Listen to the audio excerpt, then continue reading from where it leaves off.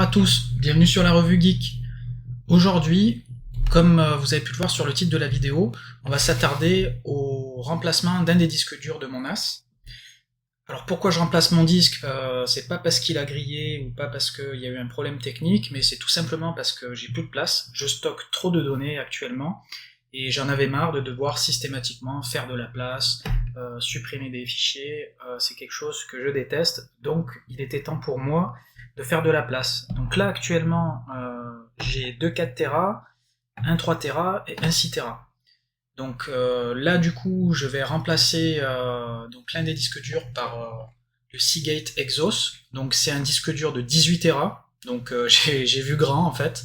Je me suis dit quitte à investir, autant prendre quelque chose de grand, de volumineux, au moins je serai tranquille pour pas mal de temps. Et petit à petit je remplacerai les autres disques quand la place se fera ressentir au fur et à mesure, ce qui m'évite pour le moment de remplacer ce NAS, qui quand même est assez qualitatif pour ma part. Il rame un petit peu maintenant, ça commence à être limite, mais bon, pour tout ce qui est réseau, ça marche très bien. Alors au niveau du modèle de ce NAS, on est sur le 415 Play, donc c'est un NAS qui a quelques années maintenant, mais bon, j'en suis globalement très content. Alors, la vidéo va aussi vous permettre de voir comment nettoyer votre NAS, pour éviter les surchauffes, notamment dues à une mauvaise ventilation, mais également comment installer, configurer et tester votre disque dur sur le NAS. Voilà, allez c'est parti. Alors on va faire le tour du propriétaire. Alors voilà donc, voilà la bête. Donc, comme vous pouvez le constater, énormément de poussière, donc sur les aérations ici. Même le port USB il est totalement bouché. Et là, attention. Ça c'est ce qui s'appelle de la crasse. Donc on va aspirer tout ça, nettoyer tout ça. Alors je vous montre également le derrière parce que ça vaut aussi. Donc voilà, tout est poussiéreux. Alors chez moi c'est vachement poussiéreux, puis le NAS était au sol, donc c'est vrai que ça a tendance à absorber la poussière. Donc c'est pas forcément un placement idéal de son NAS, mais bon, quand on n'a pas le choix c'est comme ça. Donc dans ces cas-là, il faut le nettoyer de temps en temps. Là ici, donc le disque qu'on va remplacer après, ça sera celui-ci. Donc on se retrouve un peu plus tard, là on va faire le nettoyage, et puis après on procédera au montage du disque. Allez, on attaque.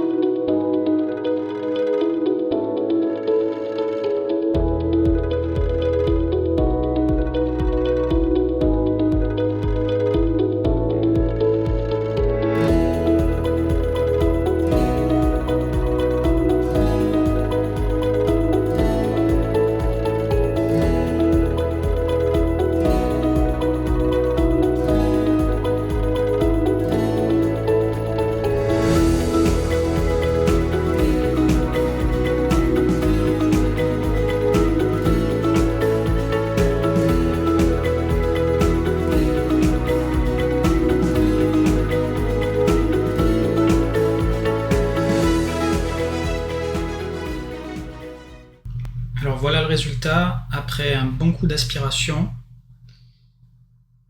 et un coup de chiffon. Donc c'est une opération qui a pris environ 5 minutes. C'est quelque chose qui est relativement rapide et facile, hein, comme vous avez pu le constater. Alors là, j'ai laissé le slot libre, donc c'est le slot qui va accueillir le nouveau disque dur. Donc là, je vais procéder au changement de disque dur dans le rack et je vais le réinsérer. Et ensuite, on passera sur l'ordinateur pour le configurer sur le Synology, donc directement depuis l'interface DSM. Voilà le disque dur en question, donc le fameux 3 Tera que je dois remplacer. Donc là, on va sortir ce guide là sur le côté en plastique qui est à l'emplacement des fixations du disque dur, et après il va venir tout seul. Il suffira d'enclencher le nouveau et de remettre ce petit guide. Allez, on attaque.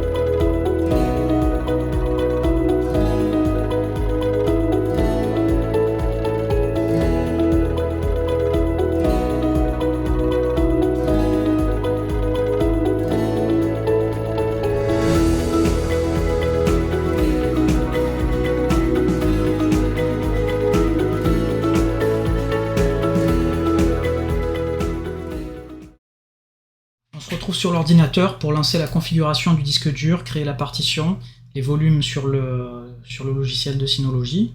Donc on va se connecter pour commencer et voir un petit peu ce qui se passe.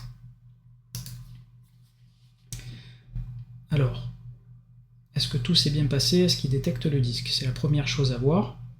Donc ça, on s'en fiche. Donc là, on va aller dans le gestionnaire de stockage.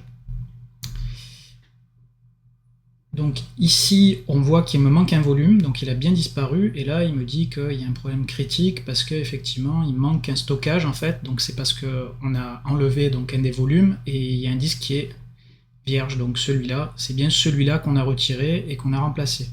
Donc là ce qu'on va faire, on va se rendre ici, on va voir donc tous nos disques, et on va voir que le disque 3, donc le 16 Tera, effectivement il n'est pas initialisé, donc on va le faire tout de suite.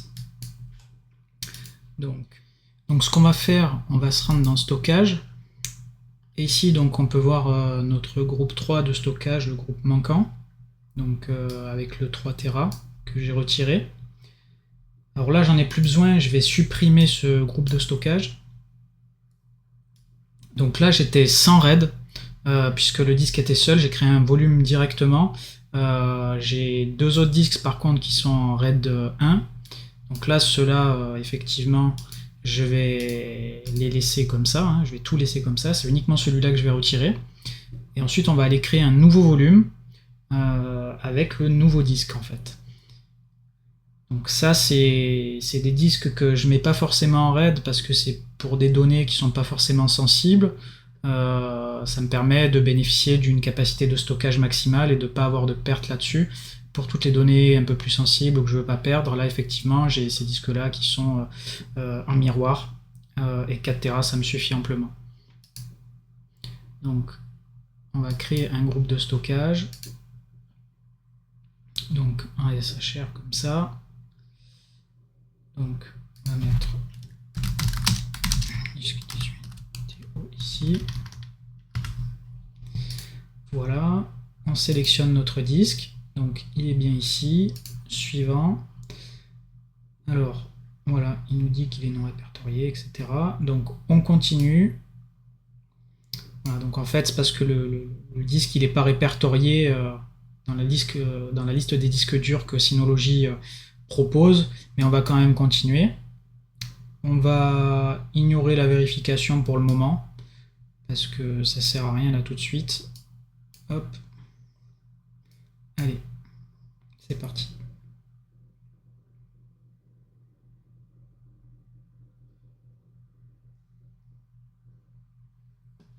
Voilà, donc là, le groupe il est en train de s'initialiser, donc et le disque il est en train de se préparer. Et voilà, donc là notre disque a été correctement créé. Donc là on se retrouve effectivement avec notre partition qui est ici. Donc c'est parfait. Donc là maintenant on va pouvoir donc créer un nouveau volume. Donc ici on se trouve effectivement sur le groupe de stockage numéro 3. Et ici on a une capacité totale de 16 Tera. 16,7 Tera exactement. Donc là on va prendre le maximum. Donc on va cliquer sur maximum. Et la description on va l'appeler volume 18 TO. Comme ça je sais sur quel disque je me trouve. Voilà, donc là il nous confirme bien qu'il va créer ça, donc en système de fichiers X4, donc c'est le système de fichiers classique hein, sur le Synology. Donc hop, on va faire appliquer.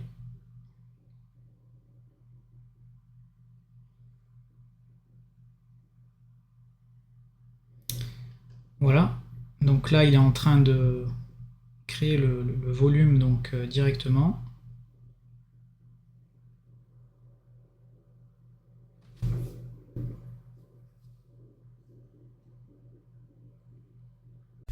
Alors là j'entends le disque dur gratter, c'est bon signe, ça veut dire que la partition est en train de se créer.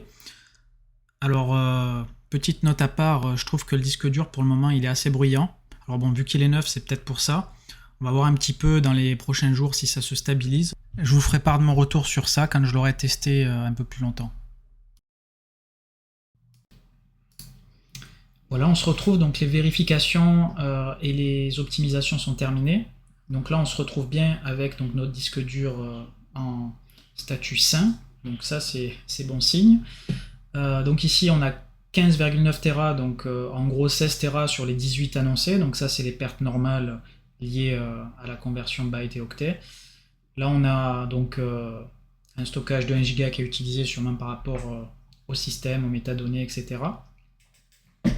Voilà, donc je vais tester tout ça donc au niveau du partage Windows et puis on se retrouve sur le Windows directement pour voir si tout a fonctionné, puis on va copier 2-3 fichiers pour voir un petit peu le débit, si tout fonctionne bien. Et ensuite on en aura terminé. Voilà.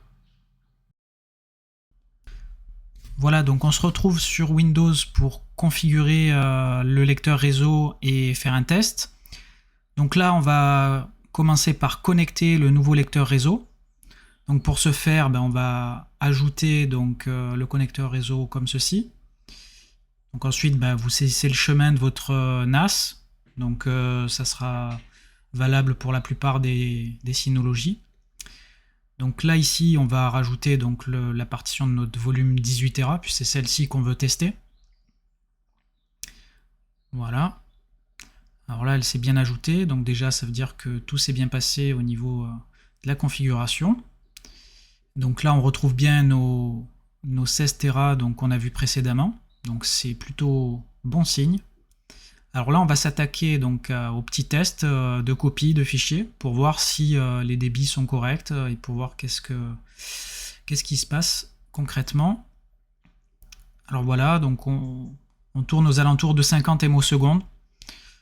Donc d'après les tests que j'ai pu faire, puisque là ça fait quelques jours maintenant que je l'utilise, donc les débits sont un petit peu montés au fur et à mesure des jours, donc il y a peut-être aussi une notion de rodage peut-être du plateau qui s'opère. Donc là j'arrive à avoisiner les 80 maintenant, donc je suis quand même globalement satisfait. Voilà, en tout cas là lors de la copie on voit que tout se passe bien, le débit est linéaire. Donc ça veut dire qu'il n'y a pas de problème de lecture particulier ou d'écriture. Donc on va laisser la copie se terminer.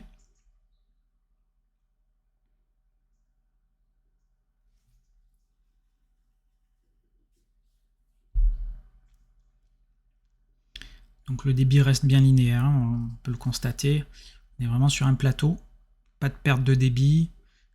Pas de hausse également. Peut-être sur la fin là. Ouais, une petite montée à 60. Voilà. Et c'est bon. Donc le test est concluant. Pour ma part, c'est une opération qui a été réussie. Alors bon, je vais pas faire 50 tests puisque bon, c'est pas ce qui est intéressant ici, c'est plutôt toute la partie qui a précédé. Donc là, tout est terminé. Alors j'espère que cette vidéo, elle vous a plu, qu'elle vous a surtout été utile. Je ferai d'autres vidéos de ce type très prochainement, donc n'hésitez pas à vous abonner et également à liker la vidéo pour me soutenir. Vous retrouverez aussi toutes les actus et informations, tutos, astuces sur le site internet larevuegeek.com. Et je vous dis à très bientôt. Ciao les geeks!